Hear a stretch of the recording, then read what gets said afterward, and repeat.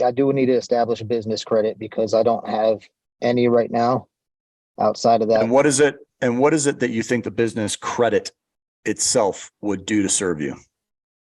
A couple different things. I should probably get at least one for a gas card because that will help me isolate my gas expenses and keep that separate. And I know exactly what I'm spending. I am bringing a guy in to drive the truck for me to free me up for some more time to do more solar sales and venture into another opportunity. And business credit, I just know that with the higher limits and stuff like that, that it will open up another opportunity as far as debt weapons with the availability. Like when something comes about, you never know when an opportunity presents itself and you need access to some kind of capital. So this may be reassuring to you, but I've never once had to rely on business credit to get any of the debt weapons that I have. Okay. Business or personal. I've only relied on great personal credit. Okay. Most of the business debt weapons that I discuss here on this channel are going to require a personal guarantee. I just got done signing a contract before our call for another excavator for my sewer company that requires a personal guarantee, is based on personal credit scores, but is in the name of the business. Has nothing to do with business credit whatsoever. 0% interest, zero money down. Okay. Bottom line is continue to build your personal credit and seek those business tools that can lean into your great personal credit, because you will be needing to guarantee them.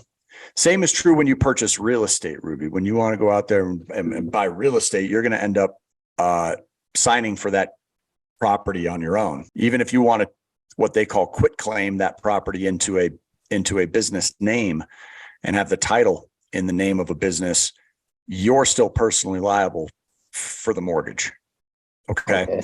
So I would spend less time concerning yourself with developing your business credit. You can do it slowly but surely over time, but make your business and you personally as lendable as possible to banks and credit unions. The way you do that is continue to build your personal credit score, and you build your business credit profile, not so much the business credit scores. Okay. Like your D&B score or your PAYDEX score.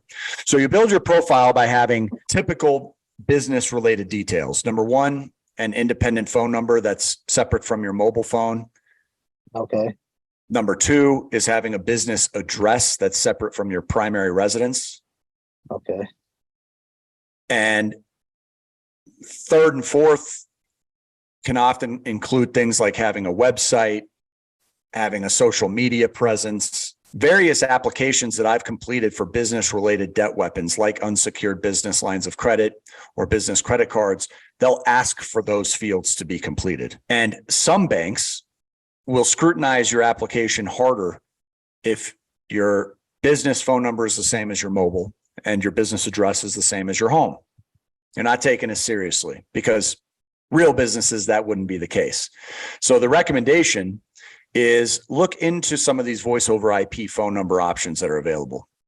Even Google provides access to VoIP phone numbers now.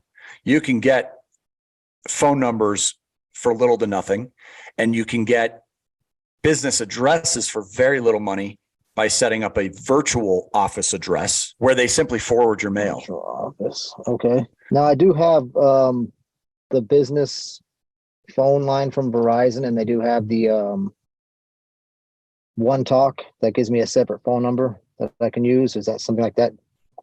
What I should Seems like it should work. I usually recommend, if there is some form of a premium option that gets you beyond what the complimentary services often include, like an automated voicemail, like, please wait while we try to connect the Google subscriber you're trying to reach, right? That's oftentimes lenders are going to do a verification of the information that you're putting into the application. So it's not unlikely for them to call the number that you provide.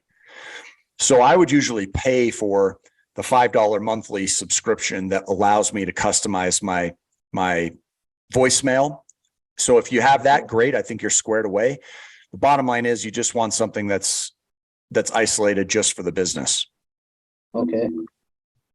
That is really where you're going to be developing the strongest credit profile versus credit scores.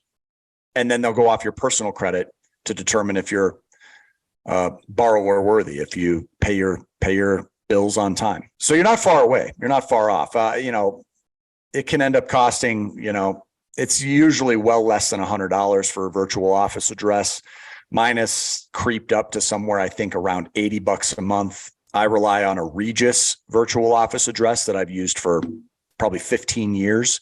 Regus is a massive national office center, and you can have everything from virtual to physical office space at their locations. But at a minimum, you can get an address, and then they'll simply charge me the postage costs to forward the mail.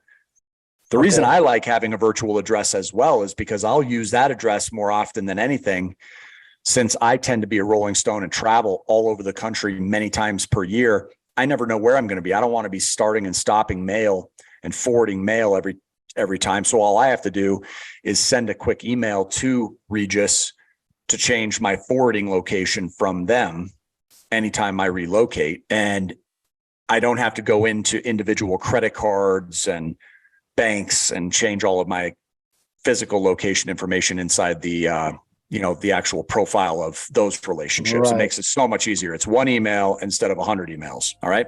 So virtual offices I find very convenient in spite of them contributing favorably to your borrowing strength as a business. All right. Okay.